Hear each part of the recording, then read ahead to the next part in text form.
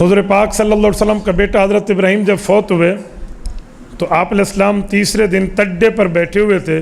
ایک صحابی آئے اور جو کی روٹی پہ حضور پاک نے فاتحہ اور کل پڑھ کے یکا کوڑ تے پلال ہے.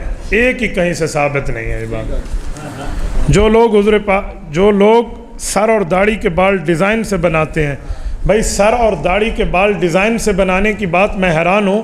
رسول اللہ صلی اللہ علیہ وسلم عن القضا، حدیث پاک کا سیاست کی کہ اللہ کے رسول نے سر کے بال ایک طرف سے بڑے ایک طرف سے چھوٹے قضا کرنے سے منع فرمایا.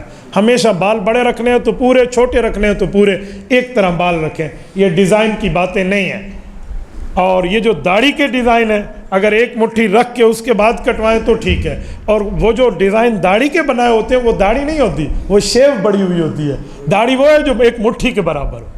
اور رسول اللہ صلی اللہ علیہ وسلم کی سنت کے ساتھ کھیل اور مذاق، اللہ معاف کرے کہیں اسلام سے بندہ باہر نہ ہو جائے. اس لیے فکر کریں، یہ بری چیزیں ہیں، ان چیزوں سے پرہیز کریں. مولانا صاحب جو لڑکیوں کو وراثت نہیں دیتے ان کے بارے فرمائیں. قرآن کریم سورت نمبر 4 سورت نساء، رب کریم فرماتے ہیں کہ جو حصے کھا جاتے ہیں وہ کون ہیں؟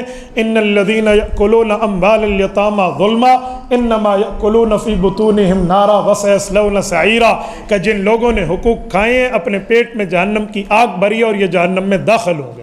اسی لیے وراثت دینا سیکھو. تبارك الذي نزل الفرقان على عبده ليكون للعالمين نذيرا.